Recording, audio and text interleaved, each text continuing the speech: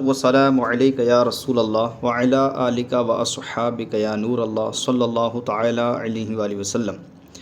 مختصر وقت میں درس نظامی کی کتب کو جامع معنی تشریح کے ساتھ سمجھنے کے لیے اس چینل کو سبسکرائب کریں۔ نور الازا اسباب البدر فصل فی صلاۃ النفل جالسا، یہ فصل ہے نفل نماز کو بیٹھ کر پڑھنے کے حوالے سے، یعنی نفل نماز بیٹھ کر صحیح ہوگی یا نہیں، اس حوالے سے یہ فصل باندھی گئی ہے۔ مصنف فرماتے ہیں یجوز النفل قاعدا مع القدرت علی القیام لیکن لہو نصف اجر القائم الا من عذر۔ فرماتے ہیں نفل نماز جائز ہے بیٹھ کر پڑھنا باوجود قیام پر قدرت ہونے کے، یعنی قیام پر کھڑے ہونے پر قدرت ہے لیکن اس کے باوجود بیٹھ کر نفل ادا کوئی شخص کرتا ہے تو یہ اس کے لیے جائز ہے۔ لیکن لہو نصف اجر القائم، لیکن اس کو کھڑے ہونے کے مقابل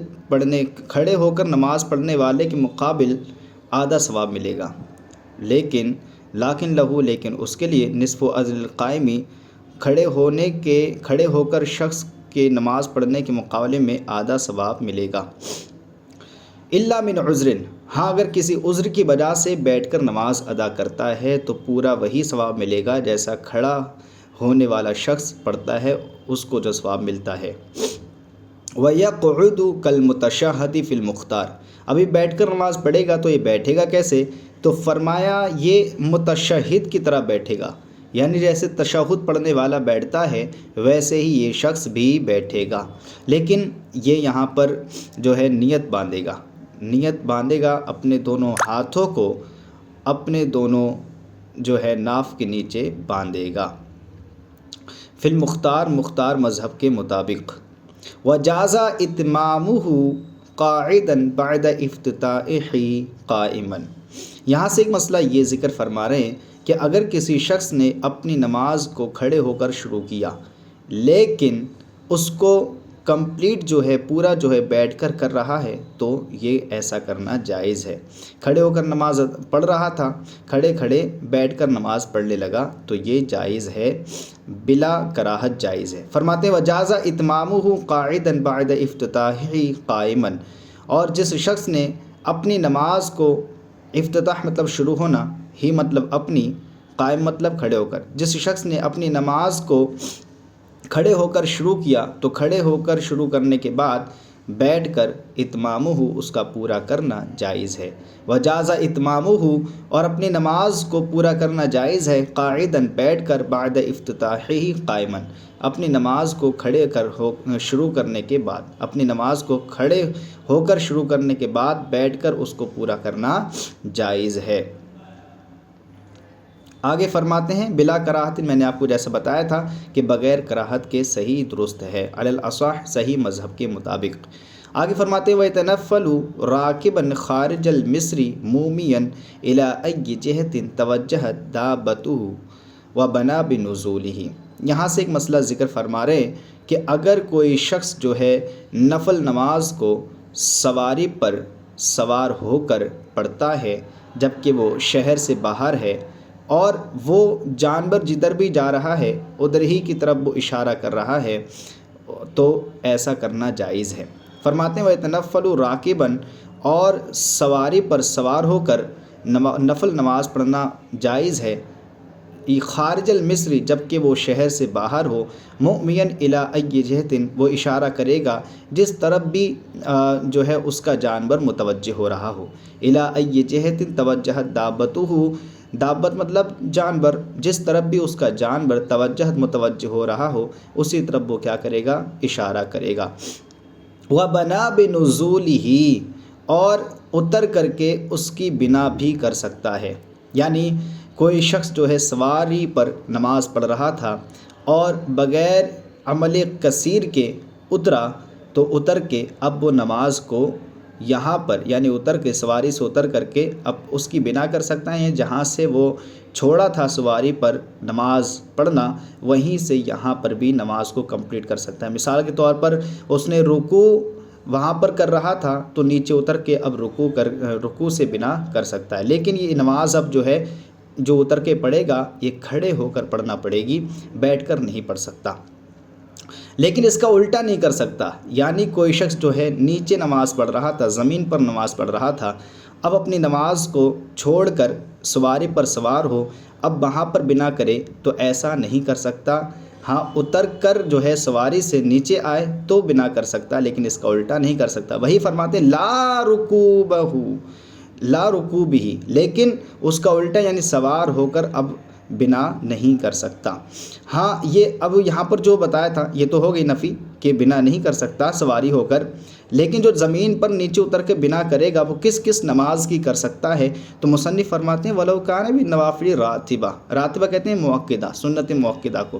اگرچہ وہ نماز سنت موقدہ ہو، وَلَوْ كَانَ اگرچہ ہو بِالنَّوَافِلِ رَاتِبَةٍ، اگرچہ وہ نماز سنت موقدہ ہو، سنت موقدہ کو بھی وہ شخص جو ہے نیچے اتر کے بنا کر سکتا ہے۔ لیکن امام ابو حنیفہ رحمۃ اللہ تعالیٰ علیہ سے روایت ہے کہ وہ سنت فجر کے لیے اترے گا، سنت فجر کے لیے کیا کرے گا؟ اترے گا۔ وعن ابی حنیفہ رحمۃ اللہ تعالیٰ علیہ، اور امام اعظم ابو حنیفہ رحمۃ اللہ تعالیٰ علیہ سے مروی ہے انہ ینزل لسنت الفجر، کہ وہ فجر کی نماز کے لیے اترے گا، یعنی اگر وہ فجر کی نماز پڑھ رہا ہے تو سواری پر نہیں پڑھ سکتا بلکہ اس کو سواری سے نیچے اتر کے پڑھنا پڑے گا۔ باقی جو سنتیں اور موقدہ ہیں وہ سواری پر پڑھ سکتا ہے۔ کیوں سنت فجر کے لیے کیوں اترے گا؟ لأنہ آکد، اس لیے کہ وہ من غیرہا، اس لیے کہ وہ دوسری نمازوں سے اپنے علاوہ کی سنتوں سے جو ہے زیادہ مؤکد ہے، اس کی زیادہ تاکید آئی ہے، اس لیے وہ جو ہے اس کو نیچے ہی اتر کے پڑھے گا، سواری پر سوار ہو کر اس نماز کو، یعنی نماز فجر کو، سنت فجر کو نہیں پڑھ سکتا۔ آگے فرماتے ہیں وجاز للمتطوع الاتکاء علی شیء ان تعب بلا کراہۃ وان کان بغیر عذر کرہ فی الازہر لاساءۃ الادب۔ یہاں سے ایک مسئلہ یہ ذکر فرما رہے ہیں کہ نفل پڑھنے والا شخص جو ہے وہ اگر تھک جائے تو کسی چیز پر ٹیک لگا سکتا ہے بلا کراہت، بغیر کسی کراہت کے، لیکن اگر جو ہے بغیر عذر کے ہی کوئی تھکاوٹ وغیرہ محسوس نہیں ہو رہی ہے، وہ تھکا ہوا نہیں ہے، لیکن اس کے باوجود بھی وہ ٹیک لگا رہا ہے کسی چیز پر، یعنی دیوار پر یا تکیہ پر یا جیسا بھی سچویشن ہے، کنڈیشن ہے، اس اعتبار سے وہ ٹیک لگا رہا ہے بغیر عذر کے، تو یہ جائز نہیں ہے، یہ مکروہ ہے، یہ مکروہ ہے، کیونکہ اس میں بے ادبی پائی جا رہی ہے اسی وجہ سے۔ تو آپ کو مسئلہ یہ سمجھ میں آ گیا ہوگا۔ فرماتے ہیں وجاز للمتطوع،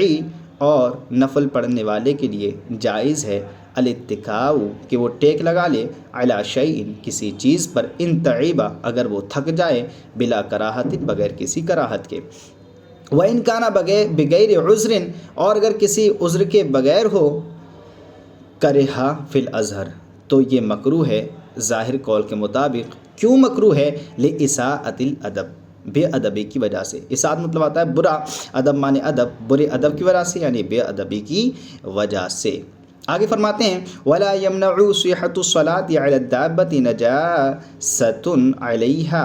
ولو كانت في السرج والركابين على الأصح۔ یہاں سے ایک مسئلہ یہ ذکر فرما رہے ہیں کہ اگر کوئی شخص جو ہے نماز ایسے جانور پر پڑھ رہا ہے جس پر نجاست لگی ہے، یعنی کوئی نفل یا سنت موقدہ ہی ہو یا کوئی بھی ایسی سنت ہو، وہ کیا ہے کسی جانور، ایسے جانور پر پڑھ رہا ہے جس پر نجاست لگی ہوئی ہے، یا چاہے اس کی زین میں جو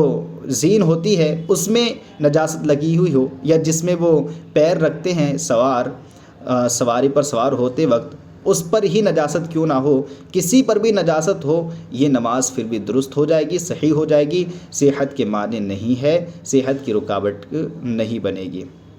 فرماتے ہیں ولا یمنع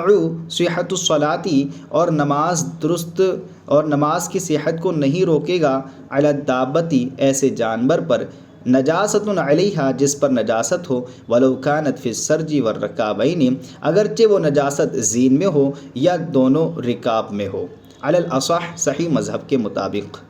ولا تصح صلاۃ الماشی بالاجماع، اور یہاں سے ایک مسئلہ یہ ذکر فرماتے ہیں کہ چلنے والے کی نماز درست نہیں ہے، چلنے والے کی، یعنی کوئی چل چل کر نماز پڑھ رہا ہے جو ہے چل چل کر نماز پڑھے تو یہ چل چل کر نماز پڑھنا جائز نہیں ہے، اور یہ بالاجماع ہے، کسی کے بھی نزدیک جائز نہیں ہے۔ فرماتے ہیں ولا تصح صلاۃ الماشی بالاجماع، اور چل کر نماز پڑھنا جائز و درست نہیں ہے بالاجماع، یہ بالاجماع ہے، یہ سب ائمہ کا قول ہے۔ امید کرتے ہیں کہ آپ کو یہ سبق سمجھ میں آیا ہوگا۔ اگر سمجھ میں آیا ہو تو ہمارے چینل کو سبسکرائب کریں اور اپنے دوستوں کے ساتھ شیئر کریں۔